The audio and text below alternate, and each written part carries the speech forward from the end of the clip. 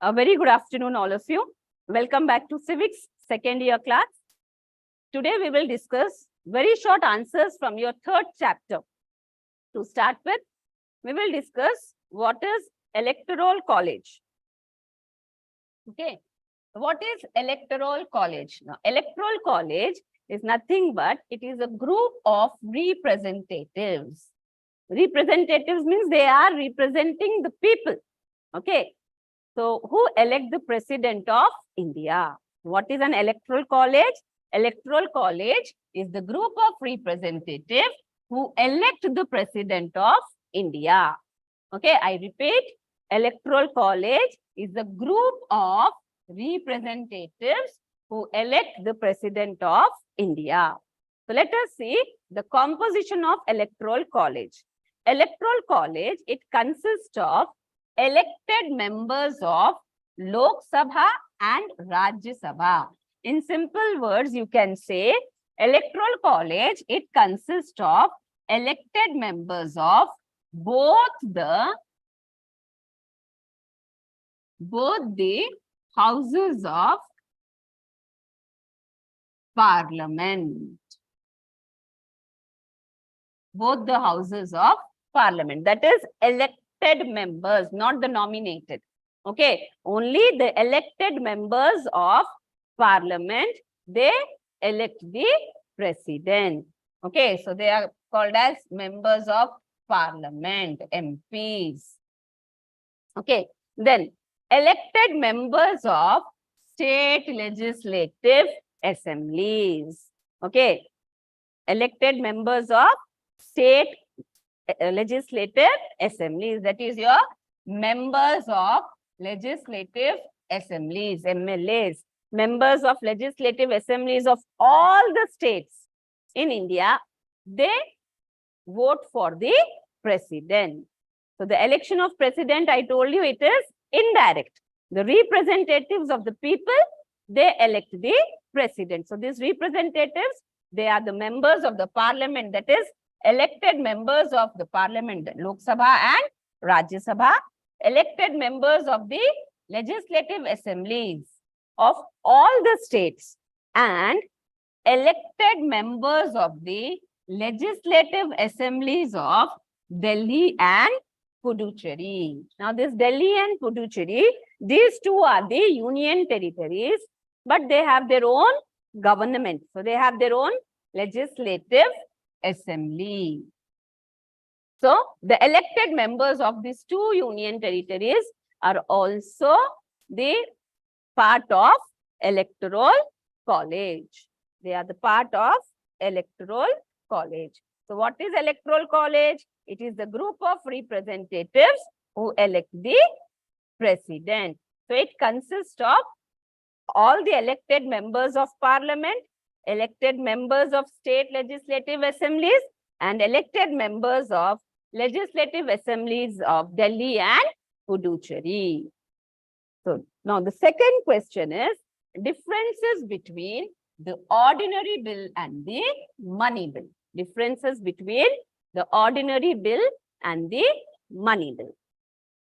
See, ordinary bills, you can write this answer in a tabular form.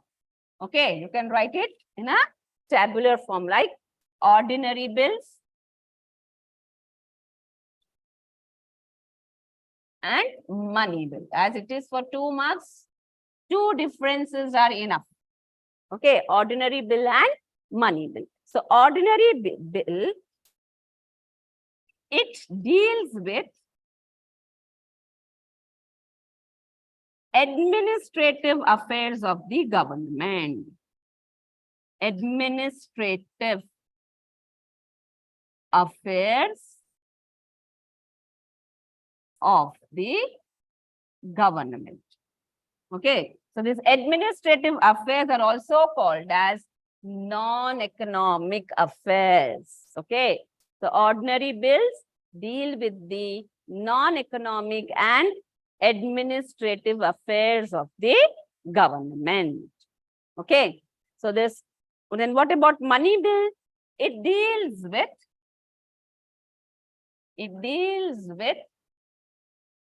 financial or you can also say economic. Financial or economic.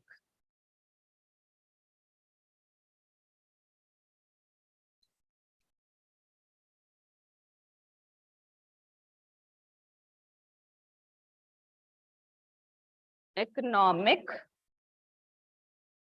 affairs of the government. The first difference is ordinary bill, it deals with the administrative or non-economic affairs, whereas money bill, it deals with the financial or economic affairs of the government. Okay. I hope first point is clear. Now the second point. Second point, ordinary bill can be introduced in either house.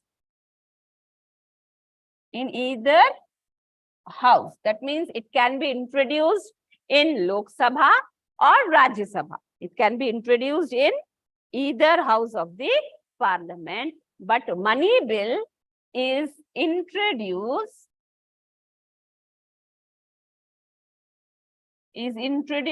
only in Lok Sabha. Money bill is introduced only in Lok Sabha. Okay. So these are the two differences. Okay. It can be introduced in either house of the parliament. Okay. But money bill, it can be introduced only in the lower house, that is Lok Sabha. And the second point is ordinary bills deals with the non-economic and administrative affairs of the government, whereas money bills deal with the financial or economic affairs of the government. Simple answer for 2 marks. You can write like this, or you can write in a tabular form. Writing in a tabular form is more beneficial. The next is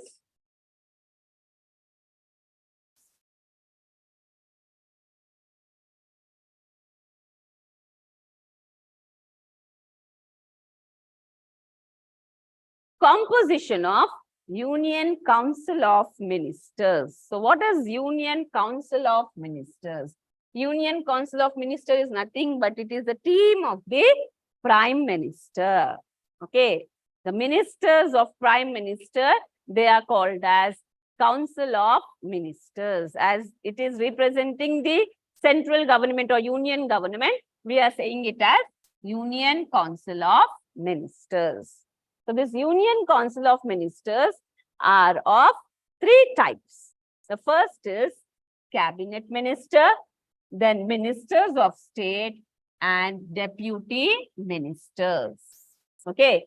Cabinet Ministers, Ministers of the State and Deputy Ministers. So this Cabinet Ministers, they are the policy makers.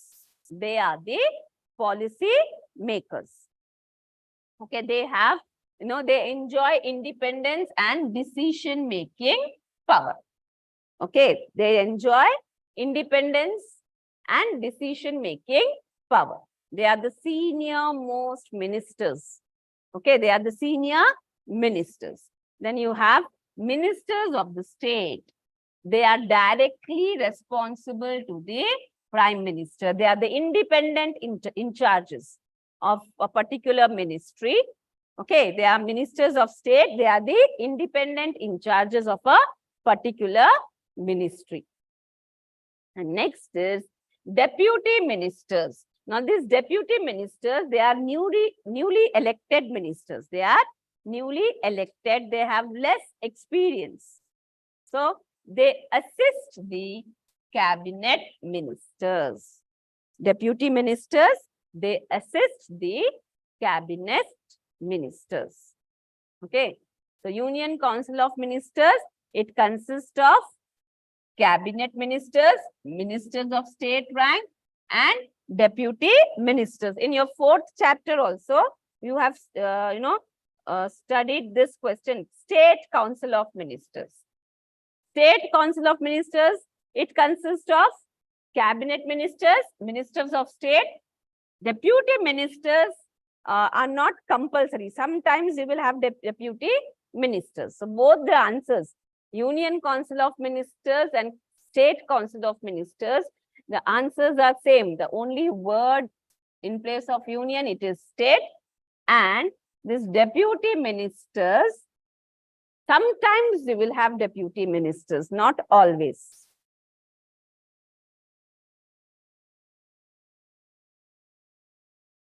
Next is the composition of Rajya Sabha.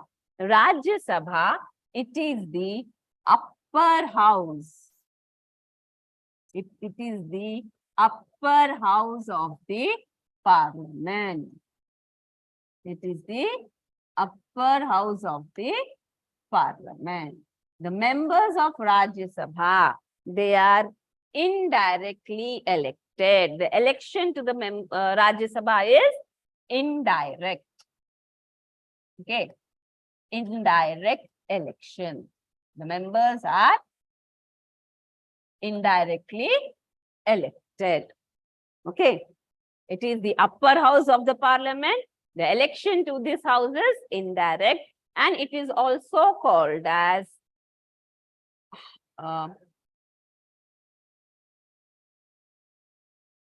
House of States. The other name of Rajya Sabha is House of States. It is representation. It is representation of states. Rajya Sabha, it is the representation of the states. Okay. So if you see the strength of Rajya Sabha, the total strength of Rajya Sabha is 250. This is the maximum strength. The maximum strength of Rajya Sabha is 250. But at present, we have 245 members in Rajya Sabha. The present strength of Rajya Sabha is 245. Out of this 245, 233, they are elected by the state assemblies. Okay, state legislative assemblies and legislative assemblies of Delhi and Puducherry. That means the 230 members, they are elected by MLAs. They are elected by MLAs. MLAs of all the states and MLAs of Delhi and Puducherry. Okay, out of 245, 233 members, they are elected. And remaining 12 members, the 12 members, they are nominated by the president. Remember this mark, nominated. Okay, so 12 members are nominated by the president. Okay, I hope I'm clear with this question. Composition of Rajya Sabha. It is the upper house. We call it as House of States or House representation of states. The total strength of Rajya Sabha is 250 members.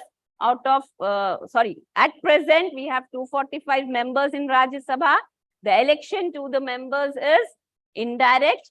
Out of 245, 233 members are elected by the members of legislative assemblies of all the states and the members of legislative assembly of Delhi and Puducherry. And 12 members, the remaining 12 members, they are nominated by the president. Okay, this is enough. Okay, this is enough for this answer.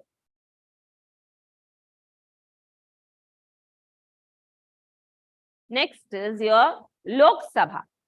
What is Lok Sabha? Lok Sabha, it is the lower house of the parliament. Okay, the members of Lok Sabha are directly elected by the people. The members of Lok Sabha, they are directly elected by the people. So the maximum strength is 550. At present, we have 443 members. Okay, the maximum strength is 550 and present strength is 543. Sorry, It is 543. The maximum 550. The present strength is 543. Okay. So out of this 543 members, 524 members, they represent the states. They are the representatives of the states, and 19 members, they represent the union territories. Okay. The total strength, maximum it is 550, present it is 543. Out of this 543, 524 members, they are the representatives of the states. Okay, they represent the states. And 19 members, they are from the union territories. Okay. The nomination for 2 Anglo-Indian members to the Lok Sabha is done away through 104th Constitutional Amendment. So earlier, 2 Anglo-Indian members were nominated by the president. Now it is done away. Now it has been abolished. Now Anglo-Indian members should also get elected. So that was the 104th Constitutional Amendment. Okay. This is your Lok Sabha. Composition of Lok Sabha.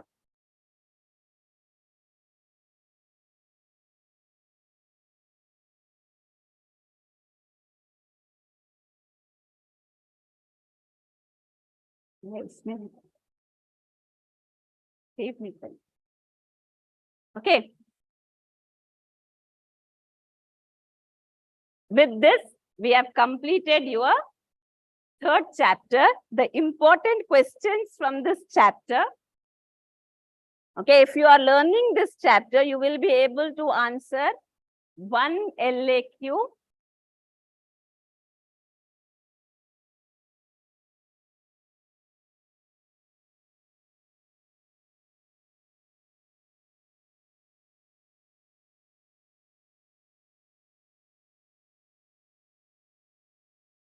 okay, so important questions of this chapter is President of India, Prime Minister of India, President, Prime Minister, and Indian Parliament. 1 question is for sure from this 3 questions. Okay. So if you are learning these 3 questions, that is, you can score 10 on 10. And please, when you are writing the answers, you should write the side headings. Then coming to your short answer, the most repeated question is this: the Vice President of India, the Speaker of Lok Sabha, and the power of judicial review of the Supreme Court. So if you are learning this 6 questions, you can easily attempt for 1 LAQ and 1 SAQ. And from VSAQs, you will get 2 questions in which Electoral College is most repeated one. Electoral College is the most repeated question. Okay. Or you can expect 1 question from other 4 questions. I hope I am clear with this chapter.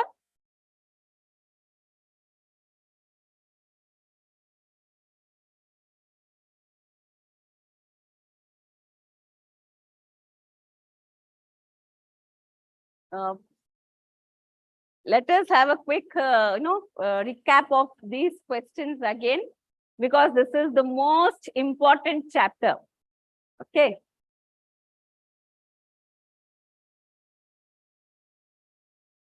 This is the most important chapter. I make my students thorough with this chapter so they can easily score 19 marks.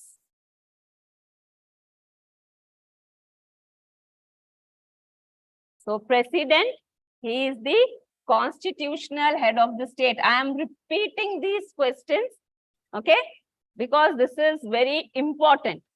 So President, he is the constitutional head of the state.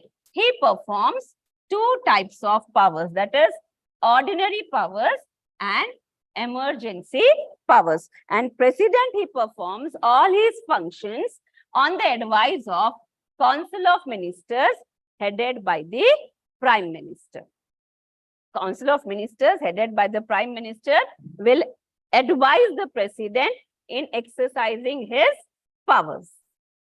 So let us see the ordinary powers. I told you earlier also, the powers of President, it can be asked for 5 marks. They can ask you the ordinary powers or the emergency powers. Mostly it is emergency powers which is asked. If you don't get this question for 10 marks, you will get emergency powers of the President for 5 marks. So under the ordinary powers, the first power is of executive power. Okay.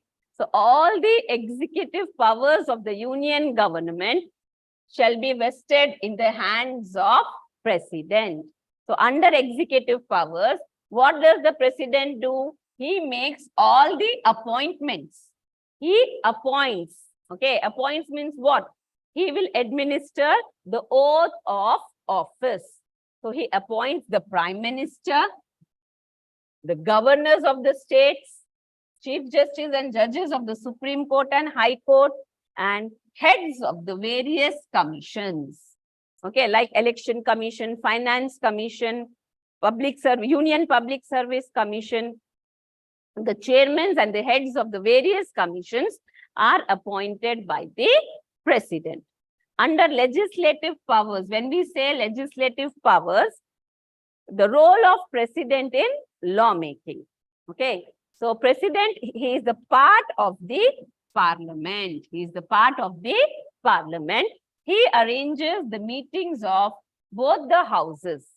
Okay, he can dissolve Lok Sabha. See, Rajya Sabha, it is a permanent house. It cannot be dissolved. But Lok Sabha can be dissolved. On the advice of the Prime Minister, the President can dissolve the Lok Sabha. Okay. Then he nominates 12 members to the Rajya Sabha. Okay. The bills passed by the Parliament will become law. Bill passed by the Parliament will become law only after President signs on it. Only after the approval of the President, the bill will become a law. In case the Parliament is not in session, when Parliament is not in session, the President has the power to issue ordinance. So what is ordinance? It is temporary laws. Once the Parliament comes into session, the Parliament can accept or reject these ordinances. Okay. So what is ordinance? It is temporary law. Next is financial powers. Okay. So President will give permission to the government to introduce money bills or the budget in the Parliament. Without the permission of the President, the government cannot introduce budget or money bill in the Parliament. Before presenting the budget in the Parliament, the government has to take permission from the President. Okay. Then he operates contingency funds of India. So what is this contingency fund? This is the fund kept for meeting the unexpected expenditure due to natural calamities, for helping, for rehabilitation of the people. Okay, contingency funds are kept and only President has power to use this contingency funds. And he appoints the chairman and members of the Finance Commission. The chairman and members of the Finance Commission are appointed by the President. I am repeating this because if you are thorough with President, Prime Minister, then you will be able to answer 5-mark question from your 4th chapter. That is powers of Governor and Chief Minister. The powers are similar. Okay. They perform same functions. Okay. Next is judicial powers. Under judicial powers, the President, he appoints the Chief Justice and judges of Supreme Court and High Court. Okay. And he has the power to cancel or reduce the punishments. He can cancel or reduce the punishments given by the Supreme Court or High Court. And he can take advice of Supreme Court on matters of national importance. Okay. Next is military power. Okay. So President, he is the supreme commander of all the three armed forces. That is your Army, Navy, and Air Force. The President is the supreme commander. He can declare war or make peace. He can, on his directions, the war is declared, and he can conclude peace also. He can stop the war also. He represents India at international levels. Next is diplomatic powers. Diplomats are the ambassadors. So President, he appoints ambassadors for the other countries, and he receives the ambassadors from the other countries. And all the agreements and treaties with other countries are made in the name of President. Then coming to the emergency powers, you can get this question for 5 marks. Only emergency powers. They can ask you to write the emergency powers of the President. So the first is national emergency. According to Article 352 of the Constitution, the President can declare national emergency in the event of war or external aggression or armed rebellion. Okay. When India is with war with some country, the President can declare national emergency. If a country has been attacked by a foreign country, that is external aggression, the President can declare national emergency. Or armed rebellion. The people of the country, if they are revolting against the government, then the President can declare national emergency. And this type of emergency has been declared for 4 times till now. War with Indo-China war and Indo-Pakistan war. This national emergency was declared. Next is constitutional emergency. Article 356. Okay. Article 356 of Indian Constitution deals with the constitutional emergency. The President can declare constitutional emergency. The other name for constitutional emergency is President's rule. The other name for constitutional emergency is President's rule. Okay, so it can be declared in any state if the governor of the state gives a report to the President that state government is unable to function according to the Constitution. When President receives a report from the governor of the state that the state government fails to work according to the Constitution, then he can declare constitutional emergency. Okay, once the constitutional emergency or President rule is imposed in a state, the powers of the state government are transferred to the central government or union government.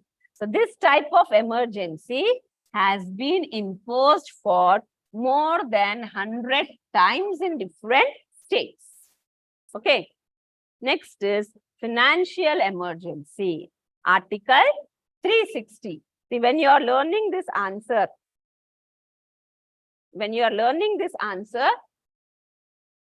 take care of this article numbers. Okay, this will fetch you the marks. What is national emergency? It is discussed in Article 352. Constitutional emergency is discussed in Article 356. And financial emergency is discussed in Article 360. So President can declare financial emergency if there is a threat to the financial stability of the country. Okay. And this has not been imposed till now. Okay. Till now, financial emergency has not been imposed in our country. This is your emergency powers. If you are writing this like this, if a question is asked for 5 marks, you can write like this and you will score 5 on 5. Next is Prime Minister of India. See, if you are learning Prime Minister, it will be easy for you to attempt a question on Chief Minister. Just minor changes, small changes.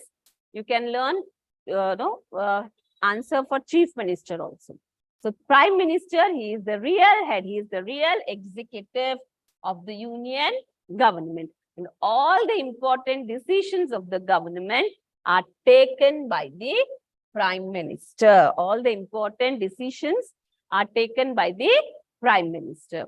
Then the President appoints the leader of the majority party in Lok Sabha as Prime Minister. The party which secures majority in the Lok Sabha, the leader of that party is appointed as the Prime Minister.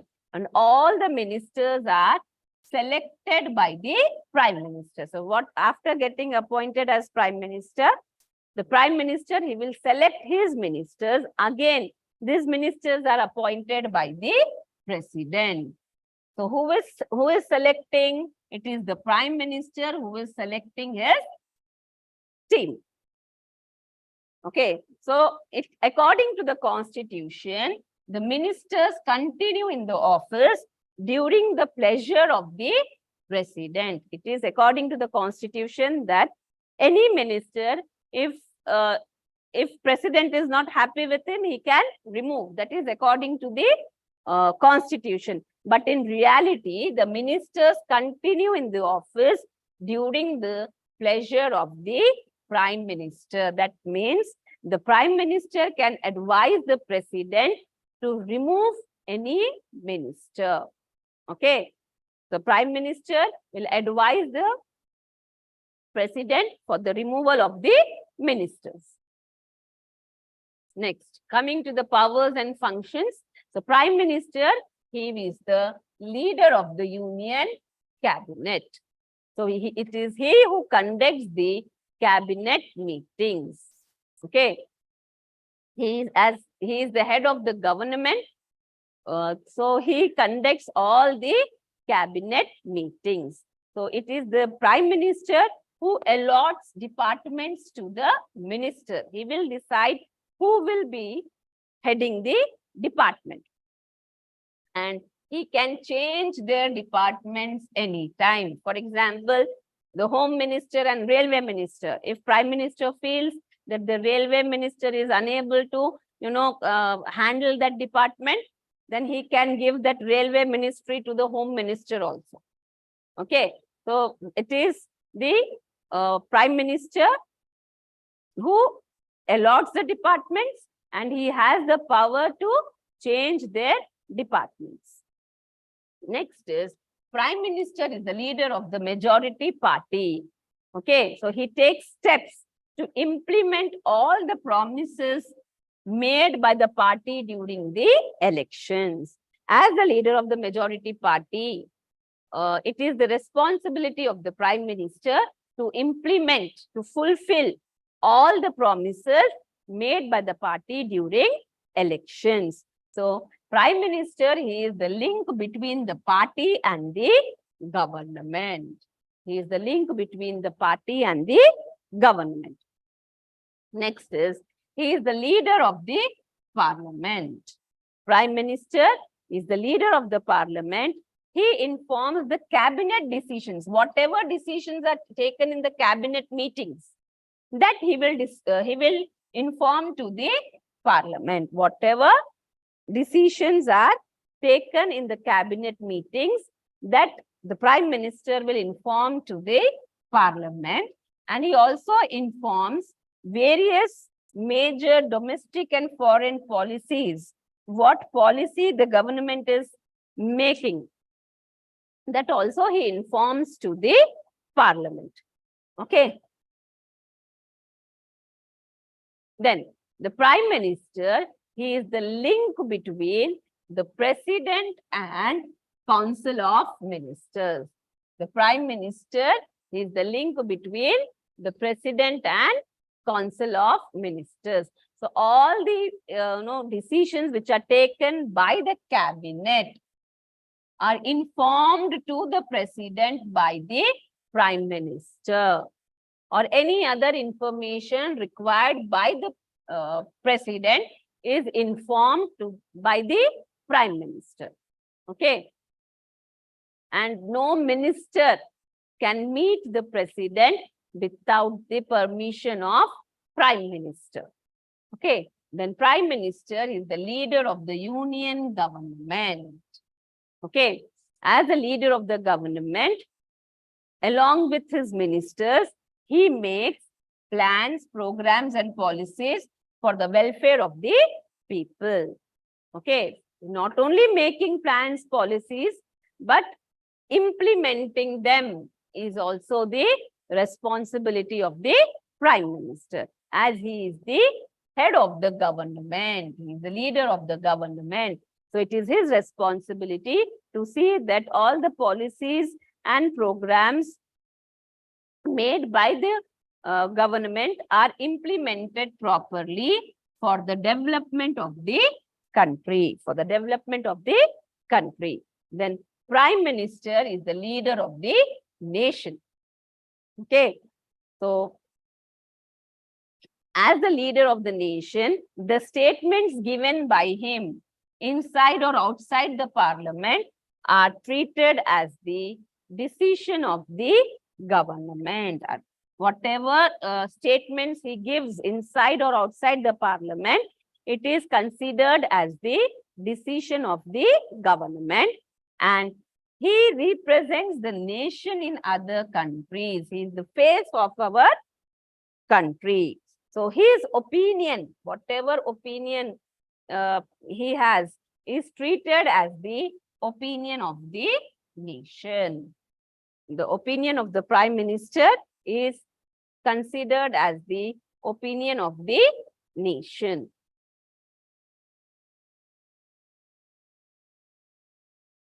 So that two questions, prime minister and president. If you are thorough with these two questions, then you can easily attempt a question on governor and chief minister, making minor changes in it.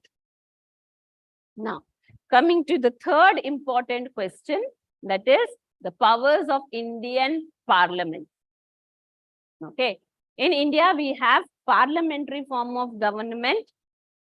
So, parliament, it is the law-making organ of our government.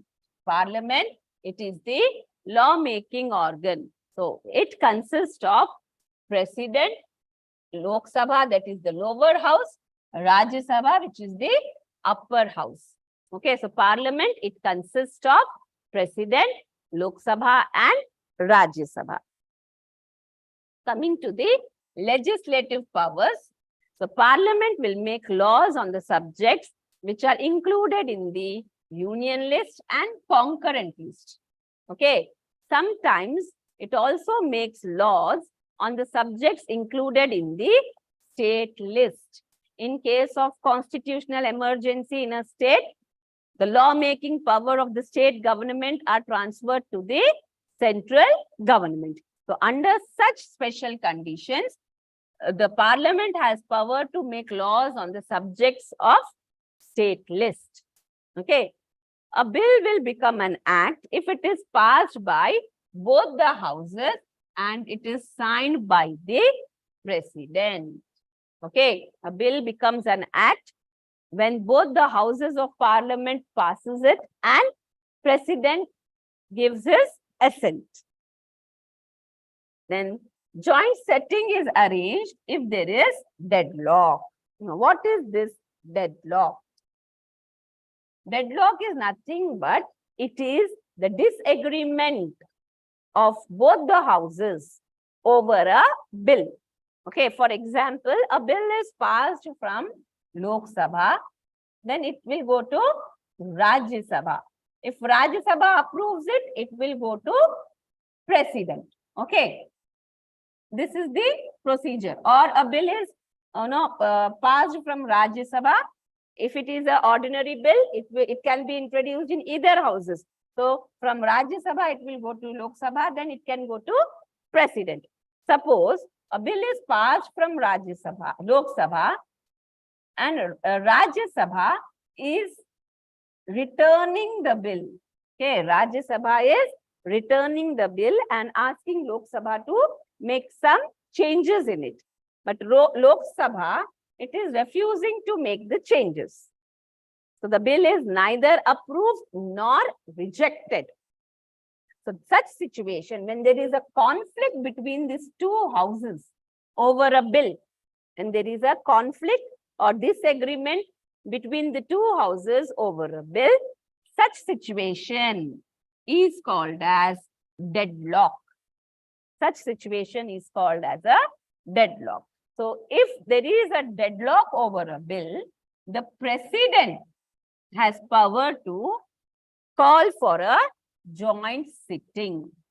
Okay, then the president will call for a joint sitting and the speaker of Lok Sabha will conduct the joint sittings.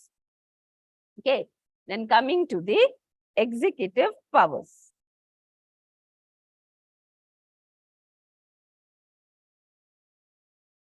Coming to the executive powers. Now, what do you mean by executive? It is the power of the legislature to control executive.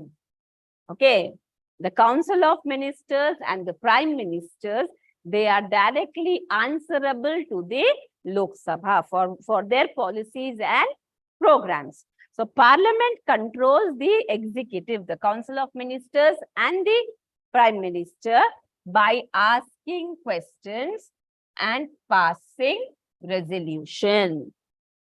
Okay, by asking questions and passing resolution. If the government fails to give satisfactory answers to the questions asked by the Parliament, then the Parliament can pass no confidence motion against the government. The Parliament can pass no confidence motion. If a no confidence motion is passed, then the Prime Minister has to resign. Okay, Prime Minister has to resign. Next is financial powers. Okay, so Parliament, it controls the finances of the country. Government cannot impose any tax on the people without the approval of the Parliament. So when government is imposing any tax, it has to take approval from the Parliament. Okay, so Parliament, it will approve the budget of the government. If the budget is rejected, okay, if the budget is rejected, then the Prime Minister must resign. If the budget of the government is rejected, the Prime Minister must resign. The next is power to amend. Amend means change. Power to amend the Constitution. Okay, it is only the Parliament which can amend the Constitution. Okay, and for amending the Constitution, it adapts three methods, that is rigid method, flexible method, and quasi-rigid and quasi-flexible method. Based on the provision which is being amended, they will adapt the method. So there are three methods of amending the Constitution, and only Parliament alone, here we say Parliament alone can initiate. Initiate means start the process of amendment of Constitution. Next is electoral function. Under electoral function, the Parliament, it elects the President, Vice President. Okay, the vice president and president of India, they are elected by the members of parliament. They also elect the speaker of Lok Sabha, the deputy speaker of Lok Sabha, the members of Lok Sabha. Okay, the members of Lok Sabha, they elect the speaker and the deputy speaker, and the members of Rajya Sabha, they elect the deputy chairman of Rajya Sabha. So that is their electoral functions, their power to elect. Electoral power is power to elect. Next is judicial functions. Okay, so if the president, vice president, or the chief justice and judges of Supreme Court and High Court, if they are misusing their powers, then they can be punished. How? They can be removed. They can be removed by the parliament through a resolution called impeachment. Through a resolution called impeachment resolution, then the president, vice president, and chief justice can be removed. So that is their judicial power. Then next is deliberative functions. So parliament, it discusses the problems of the people and it takes the steps to solve them. It takes the steps to solve them.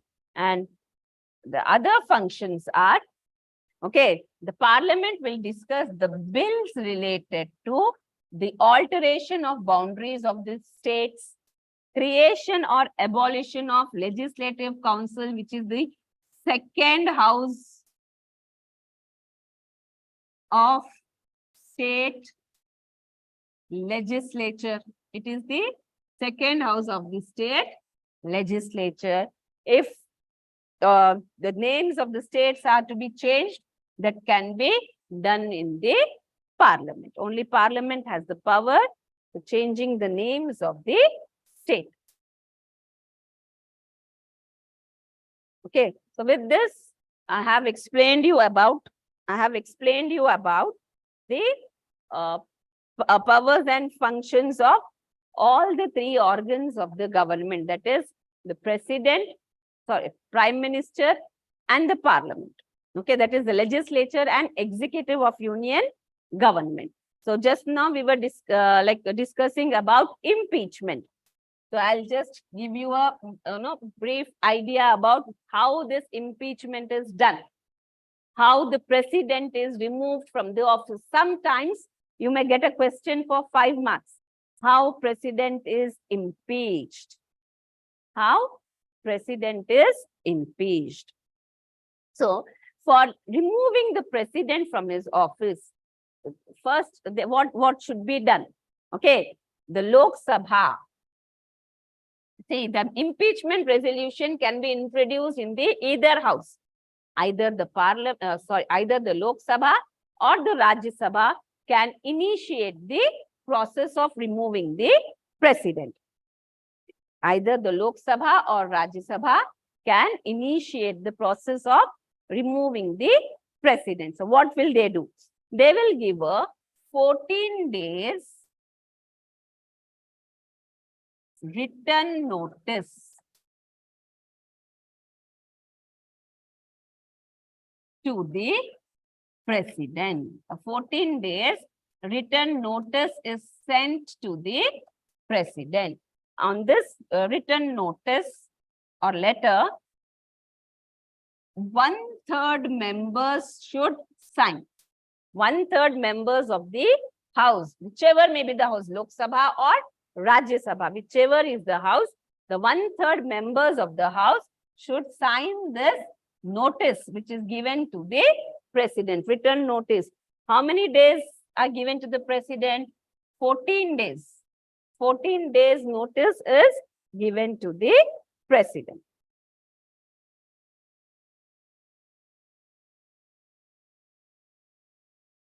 Okay. Now, after 14 days, the removal process is initiated. Okay.